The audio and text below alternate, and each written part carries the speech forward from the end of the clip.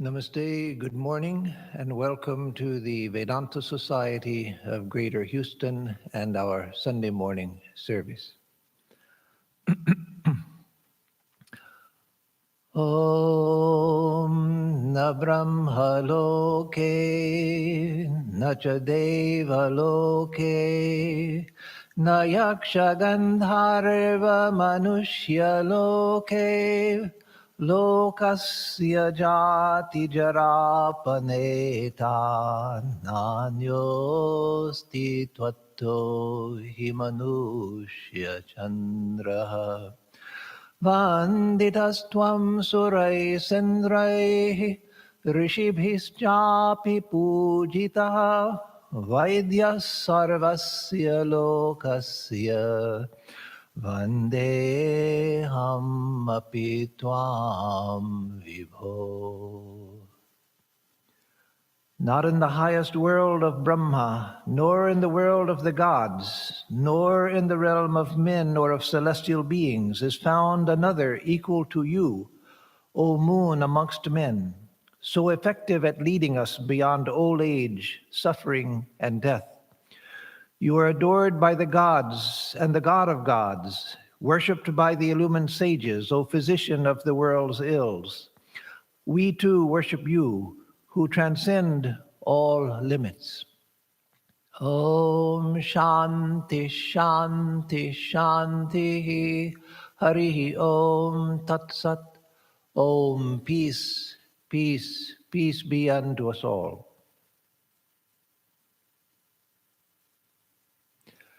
So the opening chant was from an ancient Buddhist Sanskrit hymn. A hymn dedicated to the Buddha.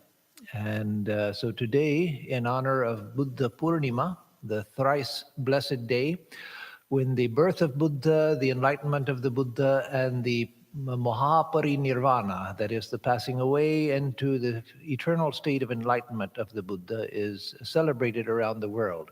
So today, in celebration of that, the topic that I've chosen for today is the contributions of the Buddha and Buddhism. Let me just go through that translation of the first two verses of this hymn once again, with that in mind, that this is addressed to the Buddha. Not in the highest world of Brahma, that is Brahma Loke, nor in the world of the gods, the Deva Loka, nor in the realm of men, Manushya Loka, nor of celestial beings, Gandharva Loka, is found another equal to you, O moon amongst men, so effective at leading us beyond old age, death, and suffering. You are adored by the gods and by the God of gods, worshipped by the illumined sages. O physician of the world's ills, we too worship you, who transcend all limits. So that's a beautiful hymn, and it goes on with several more verses, a very beautiful hymn to the Buddha. And so, again, in honor of his birth and his enlightenment, we'll speak today about the contributions of the Buddha and of Buddhism.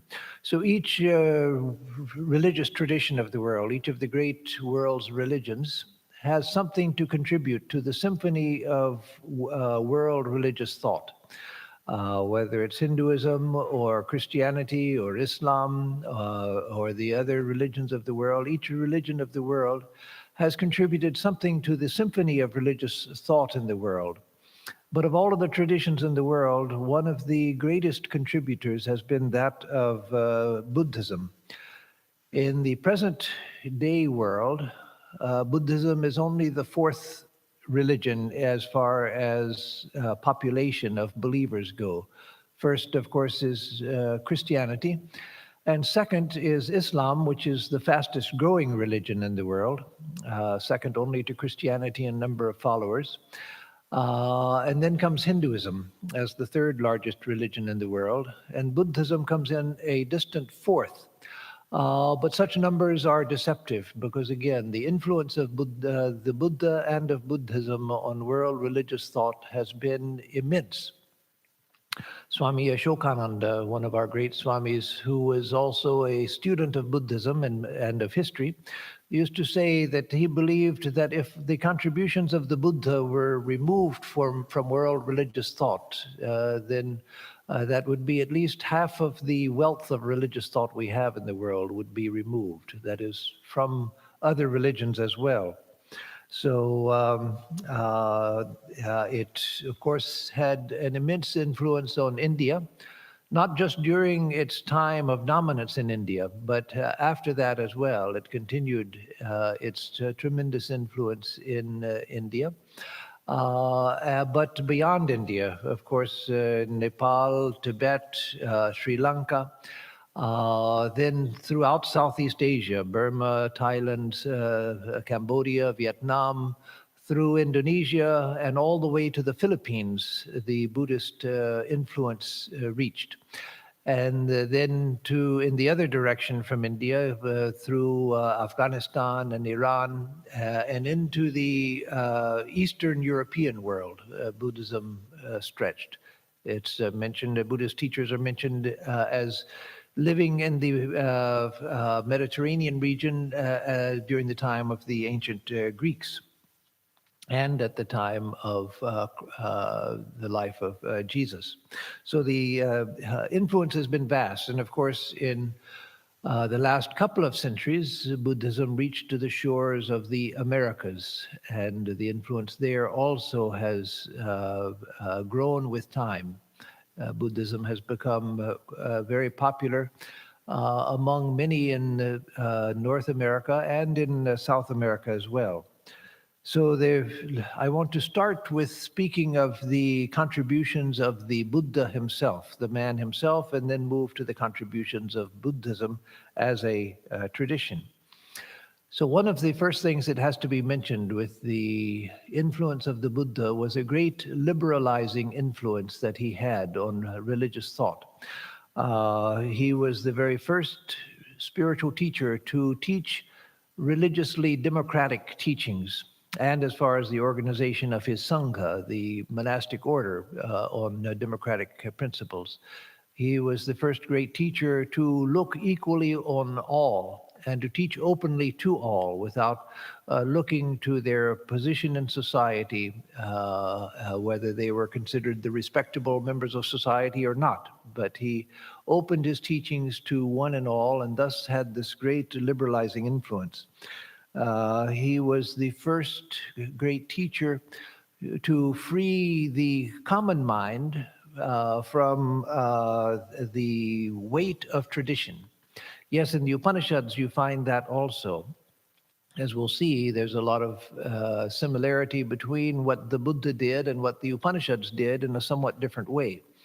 But the Buddha was the first to free people in general from the weight of tradition, not just a few highly qualified spiritual aspirants, but to people in general as he taught his saving dharma. He taught an independent seeking for truth, which is what he himself had done as he went on his quest for enlightenment, and finally rejected the teachers that he had and their teachings, and sought it himself within his inner consciousness, sought enlightenment, and there he found it. So some of his sayings have become very famous, like he taught to his followers to wander alone like the rhinoceros, as the rhinoceros doesn't move in herds, but the rhinoceros wanders alone, fearless of everything. So wander alone like the rhinoceros, that is, in your pursuit of truth. Not in an egotistical sense, not in the sense that I don't care about anybody, but in the sense that, no, I want to find the truth, and that's all that matters. And so I will go wherever I have to go to find the truth. He also said on his deathbed to his disciple Ananda, who was weeping because he recognized that his teacher, the Buddha, was about to die. He said, Atma Dipo Bhava, be a lamp unto yourself, Atma Dipo Bhava. And so that has become a very famous saying of his. He says, in the words of Swami Vivekananda, the Buddha said, don't believe because some book is produced. Don't believe because some book is produced. So he was the first, again, as I said, who freed the mind from the weight of tradition. And yes, the truth is that the Buddha's words themselves became the foundation of a tradition. But that establishing that freedom of mind still left its stamp on the Buddhist world and on the Hindu world as well. So Swami Vivekananda said, this teacher wanted to make truth shine as truth, no softening, no compromise, no pandering to the priests, the powerful, the kings, no bowing before superstitious traditions, however hoary, no respect for forms and books just because they came down from the distant past. He rejected all scriptures, all forms of religious practice, even the very language, Sanskrit, in which religion had been traditionally taught in India, he rejected, so that his followers would not have any chance to imbibe the superstitions which also were associated with it. So again, that was one of the great contributions of the Buddha, the freeing of the mind, the freeing of humanity from the weight of tradition. Tradition is important, and tradition has great value, and that's why Buddhism itself became a tradition, and the Buddha's teachings became tradition. Because we want that which is proven over the course of time to be good and helpful. But tradition also becomes a great weight which binds us down, because we ordinary people can't sift out the essence of a tradition, the truth of a tradition, from other things that have clung on to it and begin to weight it down with time. And so that that establishing the importance of accepting a truth because it's true, the idea of truth being a value in itself, that of course was established in the Upanishads equally.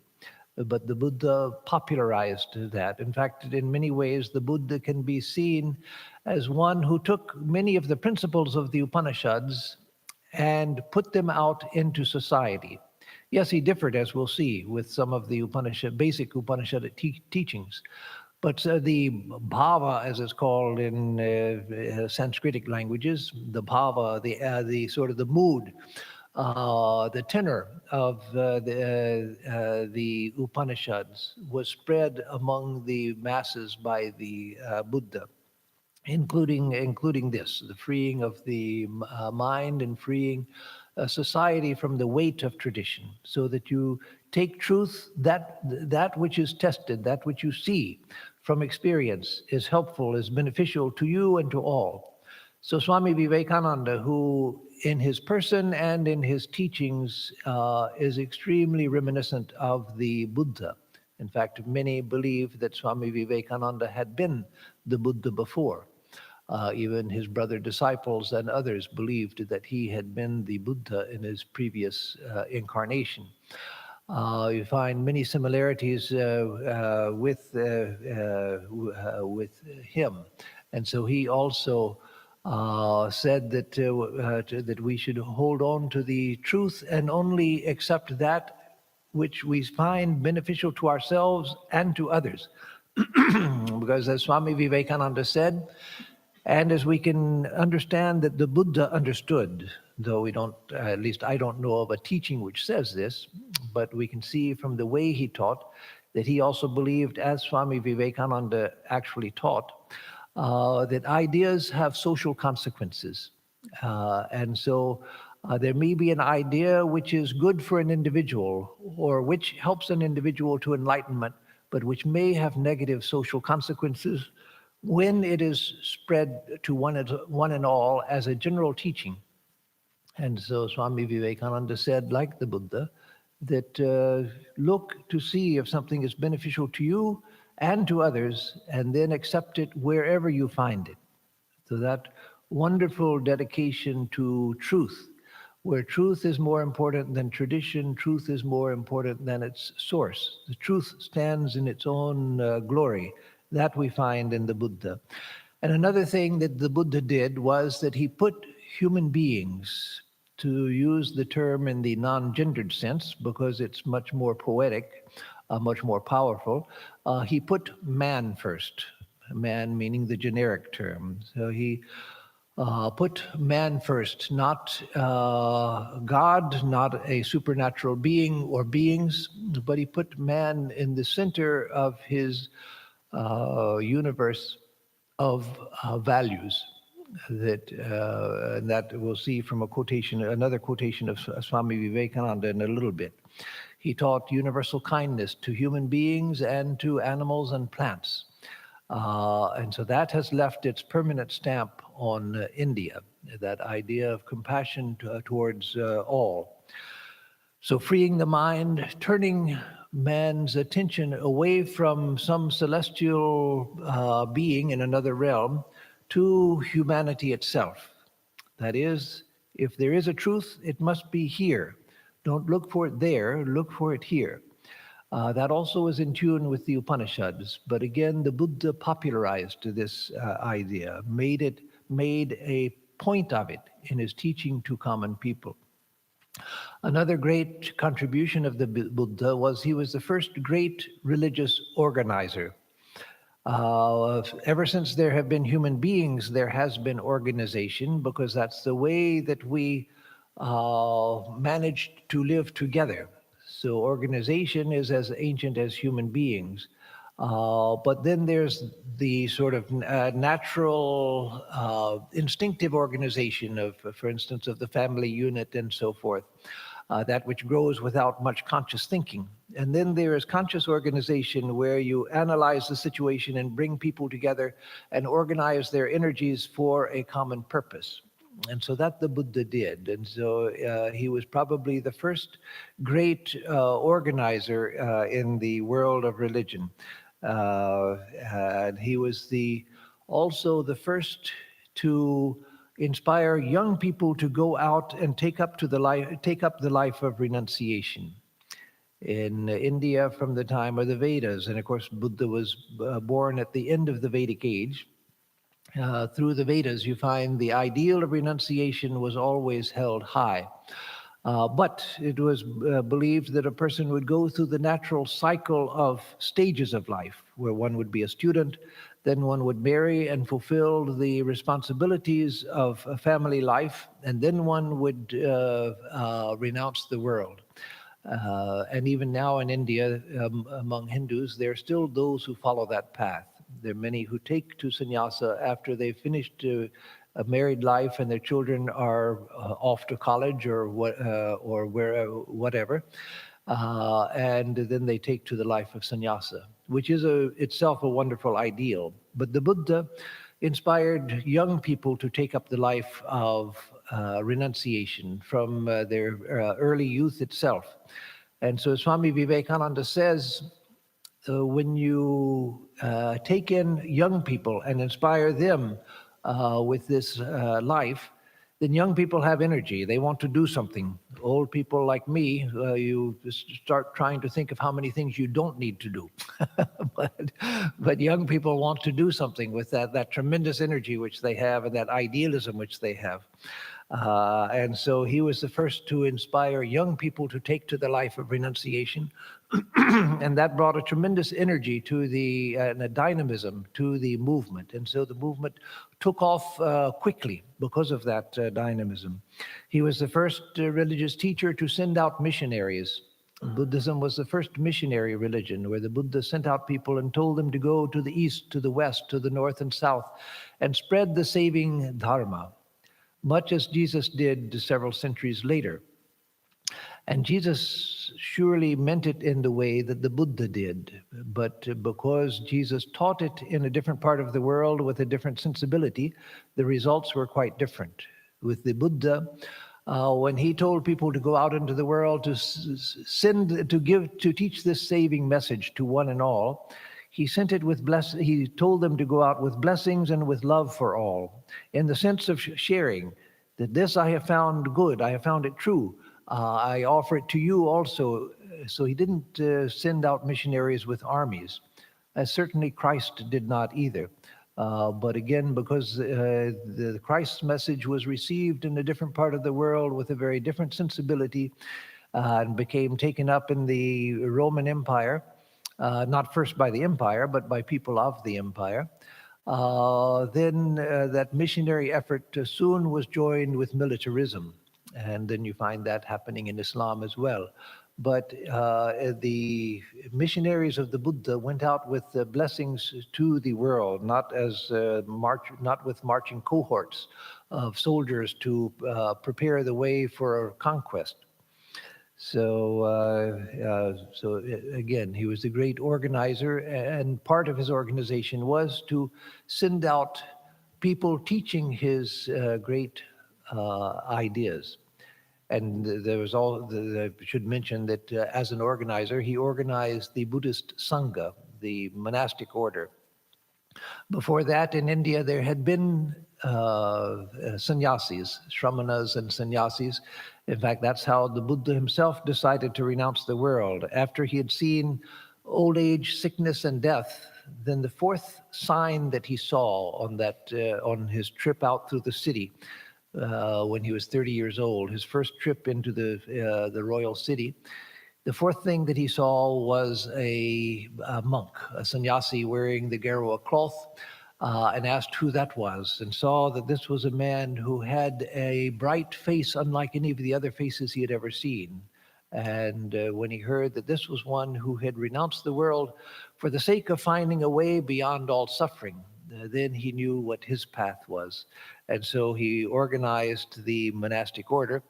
But again, that story in the life of Buddha shows that monasticism had existed earlier than the Buddha, because he saw a monk. And of course, we know it from the tradition, the Hindu tradition and the Jaina tradition. But it was the Buddha who actually organized monastic life, instead of it being, as it had been, the organization just between the guru and the disciple, which is minimal organization. So the Buddha began to organize it. So one of the strange features of Buddhism as a religion and the teachings of the Buddha is that he didn't teach God or the soul. Now, I should mention, when I've chanted these verses at the beginning that I chanted today, where it says that neither in the world of Brahma nor in the world of the gods, etc., that is there another like you, and you who are worshipped by the rishis and by the gods and by the god of gods, etc. People have said, but these people didn't realize that Buddha didn't believe in all of that. No, Buddha did. When Buddha had attained enlightenment, the gods came to him and bowed before him when he attained enlightenment. What he did not teach was Ishvara, the Lord of the universe. He believed in the gods. He didn't believe in God, or he didn't teach God, and he didn't teach the soul. He said that the belief in something permanent was the great illusion. And so neither within the individual nor within the universe is there a permanent soul. Realize that and you have enlightenment. So the doctrine was strange. It was a strange doctrine. It was practical and not philosophical. The Buddha himself discouraged philosophical inquiry. He gave the famous example, which we know, of the arrow. If you've been shot by an arrow and someone comes to save you, you don't say, well, wait, first I want to know who shot the arrow, what was the trajectory of the arrow, what was the speed of the arrow, who made the arrow, and all of that. No, what you want is, I am pierced by an arrow, get it out and save my life. And so his concern was preeminently practical, not philosophical. But there is a weakness there, as Swami Vivekananda pointed out. The Buddha denied philosophical analysis and discussion of things. He wanted just, you are suffering, There's a cause of suffering and there's a path leading to the end of suffering. That's all that you need. Follow the path and you'll come to the end of suffering. But as Swami Vivekananda said, human beings want to understand why, from where, to what. They want to understand, people want to understand. They want a context of understanding. And so within 3 centuries of the Buddha's death, there were 18 different competing philosophies of Buddhist thought. And so the very denial of philosophy had the effect of a flowering of philosophical disputation and argumentation and development and so forth. So that didn't work. Swami Vivekananda said it's better to recognize the human need for a context of understanding, how to fit things together, to understand things, even practical needs. We should allow for people to understand the context of understanding, even for fulfilling practical needs and the need of overcoming suffering. So again, the Buddha didn't teach a creator God. So then where does the universe come from? Well, the Buddha wasn't concerned with the details of cosmology and how the universe developed and what it came out of and all of that. In fact, continuing through the Buddhist tradition, there is a dislike in Buddhism of ontology. Ontology is that aspect of philosophy which deals with being, what is being, and what are the categories of being. So Buddhism had a dislike for that from the beginning, from the time of Buddha. But the Buddha said that our situation in the universe comes from ignorance. And so there it shares something with the Advaita Vedanta, that the universe of perception is a universe that is, our perception is based on ignorance. And so Buddha didn't develop it philosophically like that, though later some Buddhists did, the Vijnanavadins, Yogacharins. But the Buddha said that we are in this situation that we're suffering from because of avidya, because of ignorance. And so we have to get out of ignorance by knowing the truth, prajna, wisdom. Through that we attain to enlightenment.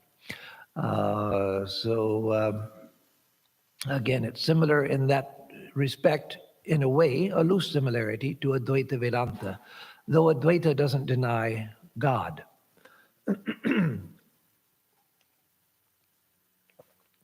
the greater difficulty is he denied the soul. There is no soul. There's no permanence to you. And so if you realize that you have no permanence, nothing has permanence, then you're enlightened. Now that's a strange doctrine, and there are severe philosophical weaknesses and experiential weaknesses with that doctrine.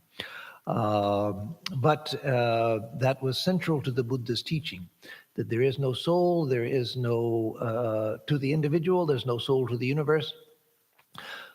There is no swabhava. Swabhava means essence to anything.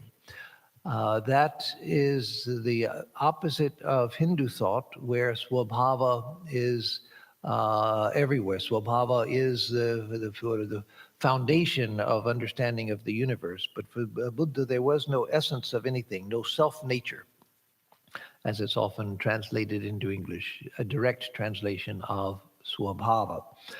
And he taught that since nothing has self-nature, also everything is in flux. Everything is constantly changing. Sarvam kshanikam kshanikam. Everything is momentary. Nothing is stable. So there's a philosophical difficulty that from a Vedantic standpoint, we don't think the Buddhists ever resolved. They have their way of explaining things, where they tried to give philosophical strength to that idea. We won't go into that today because that's another discussion. But that idea that everything is momentary. And then, so the question comes, did Buddha believe in God and the soul? Because there's an incident where one of his disciples asked him, "So, sir, the Buddha says that there is no God," again in the sense of Ishvara, not in the sense of the minor gods, which he accepted. "So, sir, the Buddha says that there is no God. And the Buddha says, did the Buddha say that? And then the questioner says, so the Buddha does believe that there's a God. And the Buddha says, did the Buddha say that? And so he refused to answer the question. So some have said that the Buddha probably accepted the idea of God, but he thought that the idea of God, or he accepted the existence of God, but thought that the very idea was inconsequential to the project of illumination, of knowing the state of enlightenment. So my own feeling is, and it's just my own sense, I don't claim to know this, that the Buddha taught from the age of 35 when he attained enlightenment until he passed away when he was 80. So for 45 years he taught, and in 45 years, if he had thought that that God existed as the supreme Lord of the universe, surely that would have come out some way or another. So I think that he didn't believe ultimately that God existed. And he also had plenty of chances to say that the soul existed. My own belief is, as Sri Ramakrishna says in the Gospel of Sri Ramakrishna, when Narendra and other disciples returned from a visit to Bodh Gaya, where the Buddha attained enlightenment, they're telling Sri Ramakrishna about Buddha, and one of them says that the Buddha was an atheist, he didn't believe in God. And Sri Ramakrishna said, why atheist? No, the Buddha wasn't an atheist. That which he had experienced, he found to be beyond mind and speech. There was no category in which to express it. And so it wasn't the atheism, it was the truth is beyond description. And so he refused to describe it. And that, I think, is much truer.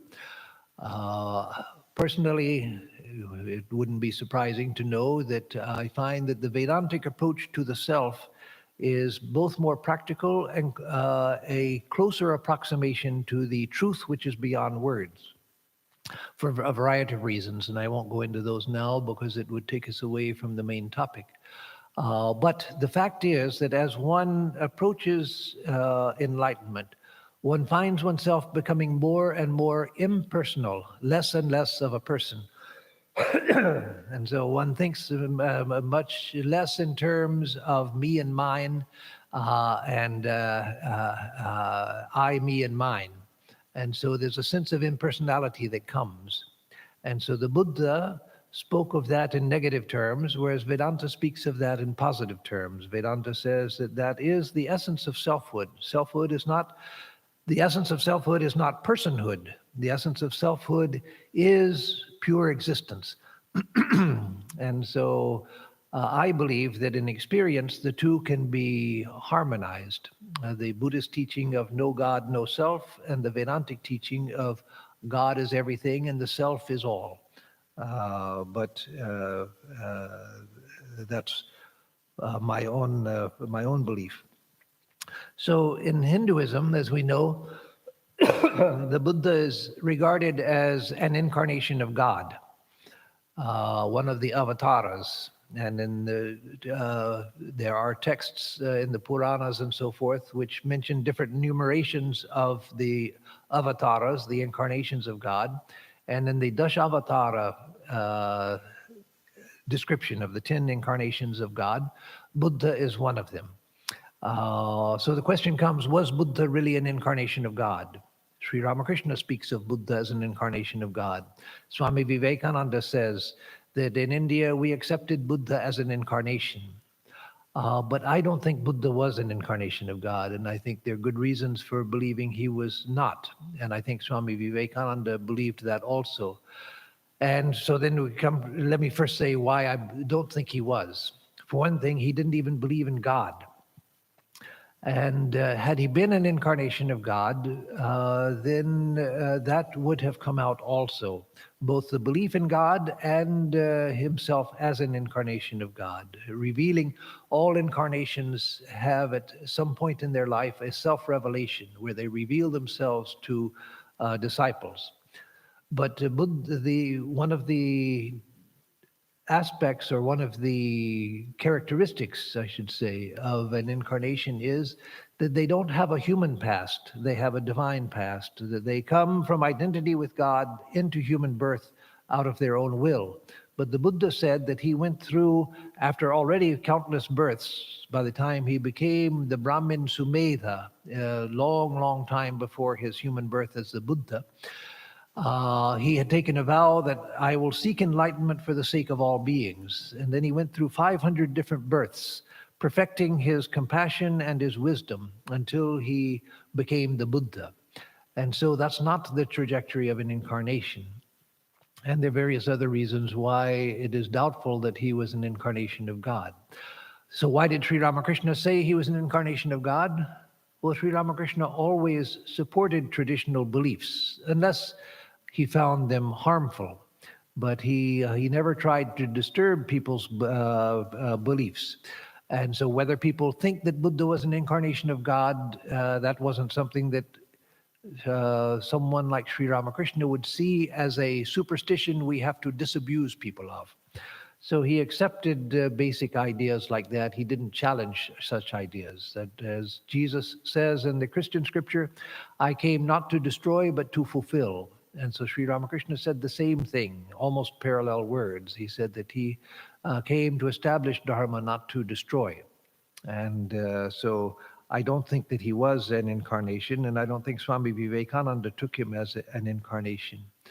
But he was a great being of the highest enlightenment, just as we sometimes think of Swami Vivekananda loosely as an incarnation of Shiva, but we don't really think of Swamiji as an incarnation of God. And so Buddha, there are different classes of great teachers. There are those who are the classical incarnations of God, who reveal themselves as God manifest in human form. And then there are others like Swami Vivekananda, the Buddha, who have a tremendous influence over history, but who deny their own being an avatar or incarnation of God. So the Buddha's religion was in some ways devoid of the usual attractions of religion. He didn't teach immortality of the soul. He didn't teach the love of God and the realization of a union with God and the bliss that comes from that. So in many ways, his path and doctrine was a dry doctrine, a doctrine based more on reason and analysis than on religious revelation, although, of course, there was the central revelation of his enlightenment, the experience that he had. So why did he have such an effect on others, such that his message spread rapidly through India? And then quickly it spread into Central Asia, and it went to the west, to the east, to the south, to the north. It spread in all directions over much of the known world at that time. It was because he sought an end of suffering for all beings. And it was because of the great attraction of his personality, that great loving heart, that great compassion, that tremendous self-composure, which in any well-executed Buddhist statue you find expressed in the features of the Buddha, that extraordinary calmness, that extraordinary internal silence, and that great compassion for all beings.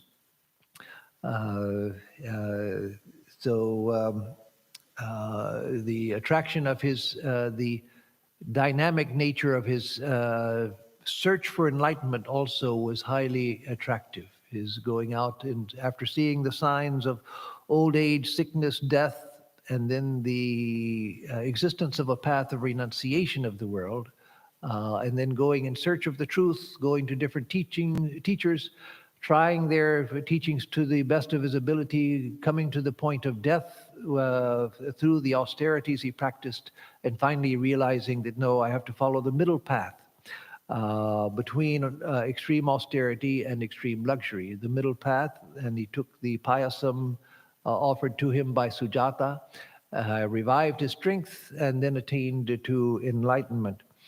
And then when he went to the Deer Park outside of Varanasi, Sarnath, which is still there, where you can still go and see the ruins of ancient Buddhist monasteries and the great stupa and then present-day modern Buddhist monasteries also, which are there. When he came to the Deer Park and there saw some of the ascetics that he had lived with under one of his previous teachers, and those who had rejected him when they saw him going and taking the payasam from a woman, and they thought, oh, this sadhu has lost his path. He's eating rich food and taking it from the hand of a woman, and so we have nothing to do with him. So the Buddha, after his enlightenment, wanders to Varanasi, then goes to Sarnath and finds seated there in a group these 5 ascetics that had rejected him. And when they see him coming, they think, don't pay any attention to him. That's that fellow that left the path of renunciation. So we won't have anything to do with him. Don't talk to him. Pretend that you don't see him. And so he walks straight towards them. And as he approaches them, the transcendental joy, peace, silence, all of that which had come from his enlightenment, that's so tangible, so affected so much the atmosphere that these 5 ascetics are overcome. And then they stand up and bow down before him in worship, recognizing that this is something tremendous. He's not the same person that we had seen. They feel that transcendental, the influence of that transcendental experience just in his very person. And so then the Buddha addresses them and says, Apavritam tesham amritasya dwaram. Opened is the door to immortality. Ye shrotrivanta pravanchantu shraddham. Those who have ears to hear, release your faith. So he says, the door to immortality has been opened. Those who have ears to hear, release your faith. So as I said, the Buddha didn't teach immortality of the soul, but he did teach the immortality of the state of nirvana. Not that you, as a person, continue to exist there, but when you realize nirvana, nirvana has no end. And so he tells them to release their faith. And that's a wonderful thing, because all of us are born with an inborn capacity to believe. But through the vicissitudes of life, we lose that ability to believe, because we are cheated so many times in life by people, by society, by teachers, by friends, by everyone. And so we defend ourselves against having faith in things. But he says, release your faith. That is, the door of immortality has been opened. So again, these are the things that made the Buddha and his doctrine immensely appealing. Not the fact that there's no God, no soul, but these other things were what opened the people's hearts to him. And so what was the effect of Buddha's turning people's attention away from God and the soul? The effect of it was that it turned people's attention towards their fellow human beings. If I begin to think that I don't really exist as a permanent being, and it's the belief in my own selfhood which is my central problem, then suddenly I realize that then there's nothing here to have problems. Why should I be concerned about what I think are personal problems? And so then that energy which I have is free to turn towards helping and doing good to others. And so with the message of Buddha, there was this release of a tremendous amount of altruistic compassion directed towards others. And that was what motivated the missionaries to go from country to country teaching this doctrine out of love, again, not militarily, not seeking conquest, but out of love. So Swami Vivekananda says, yet, because he just described how austere the message of the Buddha was, and then he says, yet the religion of Buddha spread fast. It was because of the marvelous love, which, for the first time in the history of humanity, overflowed a large heart and devoted itself to service not only of all men, but of all living things. A love which did not care anything except to find a way of release from suffering for all beings. Man was loving God and had forgotten all about his brother man. The man who in the name of God can give up his very life can also turn around and kill his brother man in the name of God. That was the state of the world. They would sacrifice the sun for the glory of God, would rob nations for the glory of God, would kill thousands of beings for the glory of God, would drench the earth with blood for the glory of God. This was the first time they turned to the other God, man. It is man that is to be loved. It was the first wave of intense love for all men, the first wave of true unadulterated wisdom that, starting from India, gradually inundated country after country, north, south, east, and west.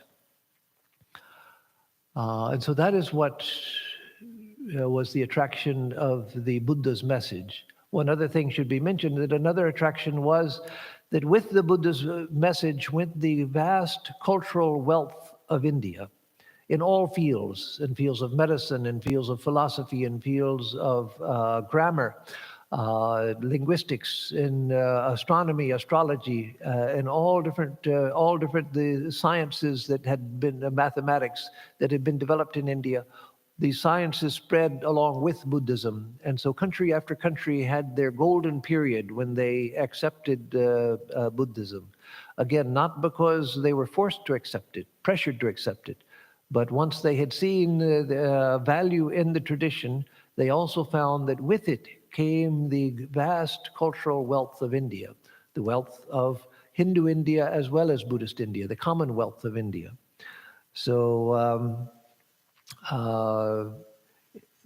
Buddhism and Hinduism share, of course, common roots, or rather, that a better way to put it is, Buddhism was rooted in Hinduism. It grew out of Hinduism, and so it's full of Hindu sensibilities, which you see pervading the whole of the tradition. For instance, it's a tradition which is deeply spiritual, which is dedicated to inner transformation. The Buddha, when he reached out in compassion towards other beings, he didn't establish hospitals, not that there's anything wrong with that, but his method was not to go out and establish hospitals, to establish schools, and do things like that. His method was to seek the root cause of internal suffering and to attain a state of mind where that is transcended, and then to teach that to others. And so his method was spiritual. His method was inner transformation. He didn't seek political reform in order to stop the ills of society. Rather, he pointed to the fact that animals sacrifice is not worthy of human beings. And so the animal sacrifice of the Vedic period ended. And that was partly how the Vedic period came to an end in India. There were other factors as well, but that was certainly part of it. So as I said, the teachings of the Buddha had a great similarity in their general tenor with the tenor of the Upanishads. Not in all of the details, but the basic tenor of Buddha's teachings are recognizable from the Upanishads, which came before the time of the Buddha. So for one thing, the Buddha said that sarvam kshanikam kshanikam, everything is in flux, everything is momentary. And so the Upanishads themselves, and before that the Vedas, had understood that everything is momentary, except that the Upanishads understood that consciousness is not in flux. How do I understand that everything is in flux? And if there's not something which is stationary, the very fact that everything is in flux, and I understand that, means there has to be something something unchanging against which flux is perceived. And so the Buddha didn't go there, but the Upanishads did. But they understood that everything other than consciousness is in flux. The Upanishads understood that there is no caste in the human spirit. The beautiful story of Satyakama in the Chandogya Upanishad, where Satyakama comes to the teacher and asks for the knowledge of Brahman, and the teacher asks him what his gotra is, that is, what his family lineage is, and he was expected to be a Brahmin coming to seek the knowledge. And so the boy says, I don't know anything of that. My mother never told me anything. And so he says, go ask your mother. So he goes and asks his mother. And his mother tells the boy in the Upanishad that I worked in many houses as a servant. And so I don't know who your father is, nor what his gotra was. And so the boy comes back and tells his teacher, my mother said this. And so the teacher says, only a Brahmin could speak a damaging truth like that without flinching from the truth. And so I accept you as my student. And so obviously he was not a Brahmin by birth, but he was one who was devoted to the truth. And so in the Upanishads itself, that no scriptural authority has a monopoly of truth. It's not by the study of the Vedas that one comes to the truth. It's through knowing the Atman, which is a universal truth, that one comes to the truth. Now the Upanishads and all of Hinduism are self-based. That is, there is a self, a transcendental self within each one of us. But in the Upanishads, that self is not personal. And so the Buddha always denied when he said that there is no Atma, Anatmavada, the doctrine of the not self. He used the word Pudgalatman. That is, it refers to the personal self. And so there is no personal self. And that the Upanishads had believed as well. It's just that the Upanishads emphasized the impersonal self. The Buddha didn't go there. He emphasized instead a state of enlightenment. But where is the state of enlightenment other than the self? If there's no connection between me and the state of enlightenment, then what's the use for me of attaining enlightenment? And so the Upanishadic expression was different and I think more effective, but it's harmonious with what the Buddha taught. The Upanishads were experience-based, as was the Buddha's teachings. The Buddha rejected just pure authority, and so do the Upanishads. The Buddha emphasized yoga and meditation, and the Upanishads are founded in yoga and meditation. And the Buddha taught the middle path between extremes, and the Upanishads teach the same thing as it continues through the Gita as well, as we see in the 6th chapter of the Gita. So Swami Vivekananda says again, there is another way of looking at the truth we have been discussing, that is the truth of Buddhism, the doctrine that there is no self and that there is no God. So there is another way of looking at the truth we have been discussing, the Hindu way. We Hindus claim, that Buddha's great doctrine of selflessness can be better understood if it is looked at in our way. In the Upanishads, there is already the great doctrine of the Atman and Brahman. The Atman, the self, is the same as Brahman, the Lord. The self is all that is. It is the only reality. Maya, delusion, makes us see it as different. There is one self, not many. The one self shines in various forms. Man is man's brother because all men are one. A man is not only my brother, say the Vedas. He is myself. Hurting any part of the universe, I only hurt myself. I am the universe. It is a delusion that I think I am Mr. So-and-so. That is the delusion. And so Swami Vivekananda believed that in the modern world, people would come to understand the message of Buddha for the first time in a deeper way. But he felt that that would come through the light of Vedanta. Swami Vivekananda, you could accuse him of ethnocentrism or religiocentrism, but no, I don't think if you study his life, you'll find that that is true. Sister Nivedita said that the one motivation in Swami Vivekananda's life was the search for truth. He taught Vedanta only because that's where he found the clearest expression of the truth. not because he had some inborn allegiance to it, but because that's where he found the clearest expression and the expression which was of most benefit to the world. So let me, before I close, or as a closing, let me talk about the contributions to the world of Buddhism in general. For one thing, it was the first truly non-ethnic religion. Before then, all religions were ethnic religions. That is, you were born into a religion. But with Buddhism, it was the first religion which didn't look to ethnicity, which saw all people as basically the same and taught all people the same truth equally. That later, Swami Vivekananda believed had an influence over Christianity and Islam as well, that idea of a non-ethnic religion. In fact, Swami Vivekananda believed from a vision he had in the Mediterranean on a ship as he was passing the island of Crete. He believed that Buddhism had been fundamental to the founding of Christianity itself. And there is some evidence of that. There are people who have written books on the possible influence of Buddhism in Christianity. Swami Vivekananda, in the vision he had, this sage told him that if you dig here on the island of Crete, you will find documents showing the origins of Christianity and explaining all of this that I tell to you.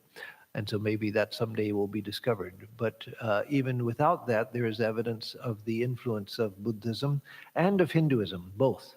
In fact, I read an interesting book several years ago by a Western scholar on the path of influence of the Vedas through Greek civilization into Christianity. So the Buddha popularized for the first time an impersonal religion. Hinduism had its impersonal aspect in Sankhya philosophy and in the Vedanta.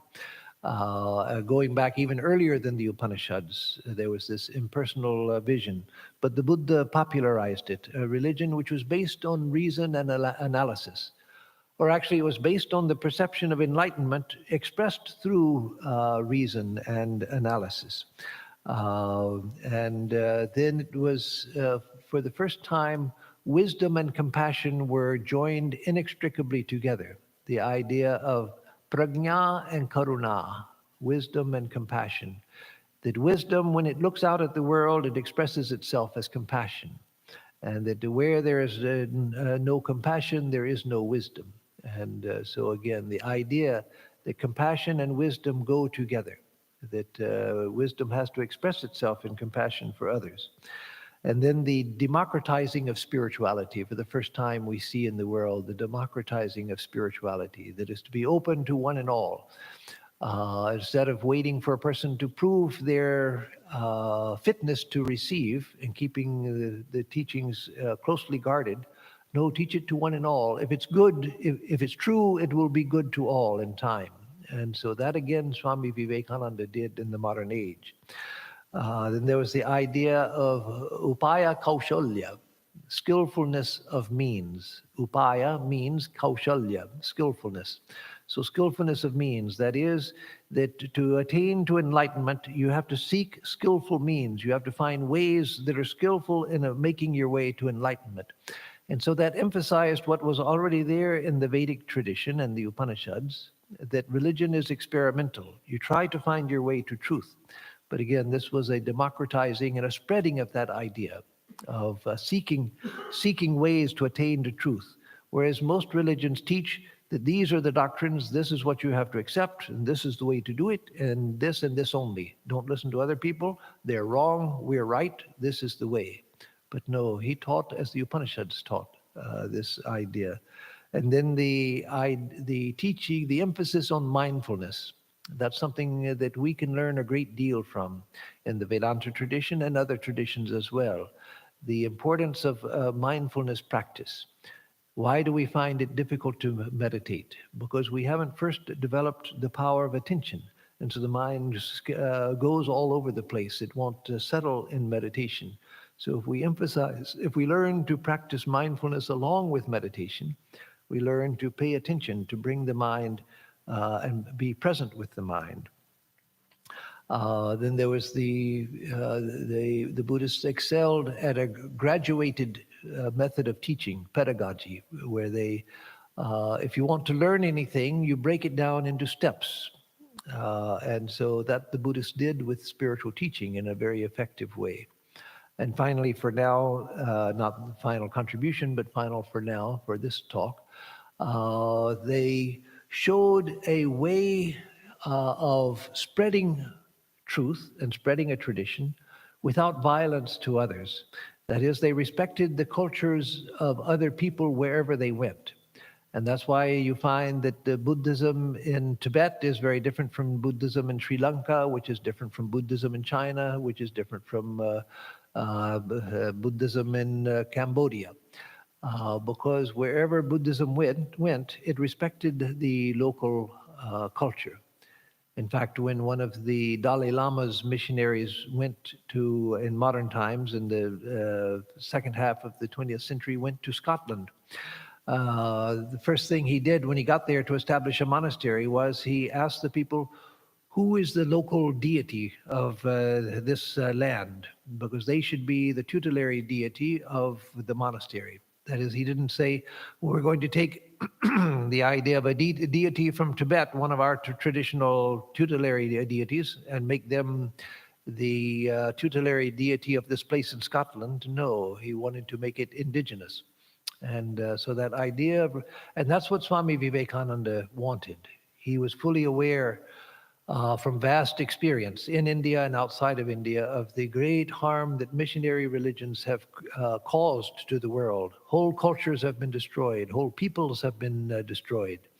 Vast amounts of wisdom has been destroyed. The experience of nations and of races has been destroyed because of that fanaticism that we have the truth and we're going to make sure that other people follow our truth. And if we have to destroy them to do it, then that's okay, because our God is the only God, and we'll be doing them a favor by getting rid of them and their ignorance. So that fanaticism has done tremendous harm to the world. Swami Vivekananda always warned that we want to spread the principles of the Vedanta, the universal principles of Vedanta. Like the universal principles of science, you can spread the principle of gravity, the principle of the principles of motion, the principles of thermodynamics, the principles of aerodynamics, chemistry. You can spread these principles from culture to culture without changing the culture, because they're principles. They're not cultural expressions. And so he wanted the principles of Vedanta to be spread. So that they could find expression in every country according to that country's native genius, not by domination, not by changing the cultures of country, not by destroying the other cultures, but by enlivening them with the life-giving principles of and teachings of Vedanta. And so that is a great historical lesson that we see through the Buddhist missionaries who went to country after country. So with that, I will close and just again say that on this occasion of Buddha Purnima, which is coming up on Wednesday, we offer our salutations, our heartfelt respect and love to the one who was like a moon amongst men, as the verses which I chanted at the beginning say. That is, one who spread a soft, loving, compassionate, peaceful light over the world, and which continues to bring good to humanity. So let me now give announcements, and then if there's one or two questions, I'm already over time, so I'll only take one or two questions, but if there are, I will try to answer that. So announcements. On Tuesday, we'll continue with the Katha Upanishad study at 7:30 in the evening, live streamed. Thursday, the Gospel of Sri Ramakrishna at 11 o'clock in the morning, live streamed. And next Sunday, we will have question and answers. So if you would like to send in a question, please send it in to the email. If you have my personal email, you can send it to that, or you can all send it to info@houstonvedanta.org, the the email which is posted on the website. And then finally on June 13th, we're planning to have, and we will send out a flyer soon, to have a program at the new retreat in Trinity, Texas, which all of you are invited to. We'll send out the details, but it will be like an open house for people to come and see the property. We'll show you around, tell you about what our plans for the property are, but mainly for you to see it, to have a sight of the land and the great future possibilities we see in it. And we'll have a picnic lunch. So that will send out details shortly.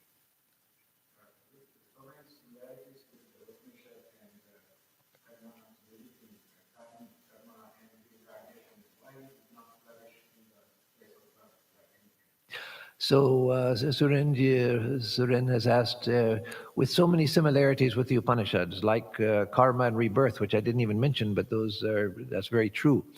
Among the other similarities I did mention, why didn't Buddhism flourish in the land of its birth? Well, of course, it did flourish for 1,000 years in the land of its birth, and close to 1,500 years, 1,000 years of flourishing and 500 years of gradual decline. But Buddhism finally was wiped out of India for two main reasons. You can find other subsidiary reasons, but to keep the answer short, I'll mention the two main reasons. One was that there was a resurgence of Hinduism from the time of Shankaracharya and then later Acharyas, who revived the Vedantic thought, which had always continued in India. Hinduism had continued, but Buddhism was dominant. But now there was a revival of Hinduism as Buddhism was falling into greater corruption within India, a moral decay and so forth in India. The second thing that happened was the invasions from Central Asia and the Middle East, the Muslim invasions of India. As the invaders passed through India, they destroyed countless monasteries, temples, universities, libraries, razed them to the ground, killed the monks and nuns, and that effectively killed Buddhism, or it brought it to such a state of weakness that it was just a question of time before it disappeared from India. Because Buddhism existed in the monasteries and convents, it had not been a very strong householder religion, whereas in Hinduism there was no organization except the parent to child and teacher to disciple. So there was not a center where you could attack Hinduism and destroy it because it was pervasive. Buddhism existed in organization and the monasteries and convents and temples and universities. Once those were destroyed, the foundation of Buddhism was destroyed. So I have heard somewhere that the Atman denied by the Buddha is not the Atman propounded by Shankara. Is there some merit in such an understanding?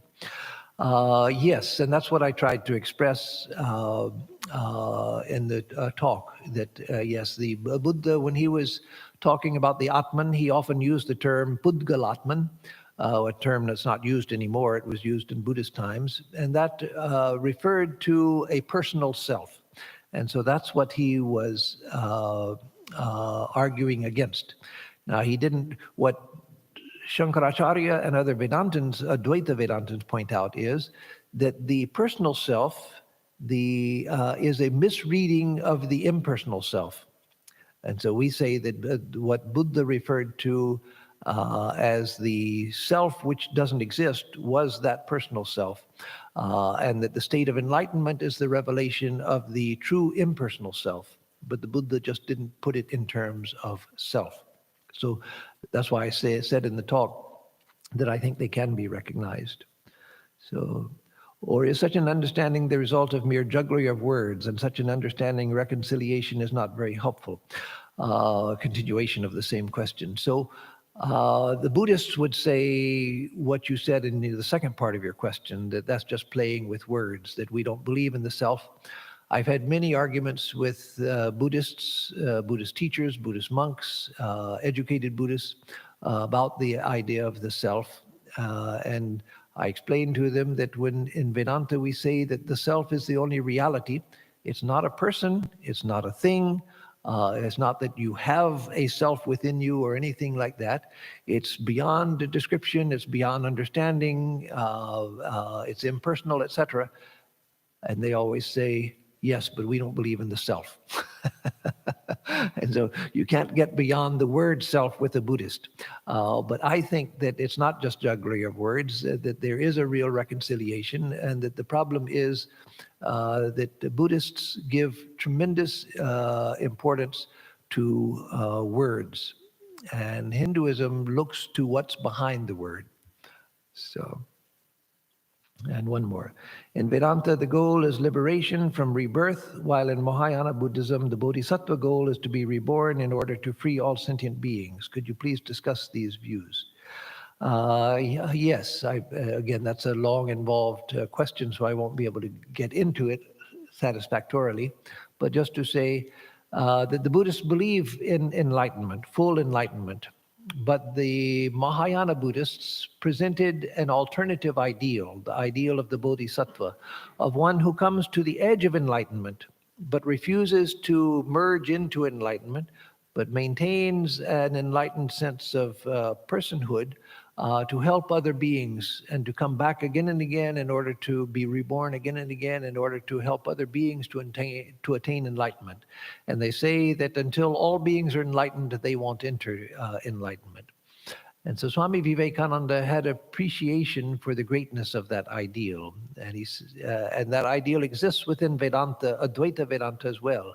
Apaya Dikshita, the great Vedanta Acharya from South India, and obvious from his name, Apaya Dikshita, he taught the ideal of Sarva Mukti, that one does not enter into final liberation until all beings are liberated.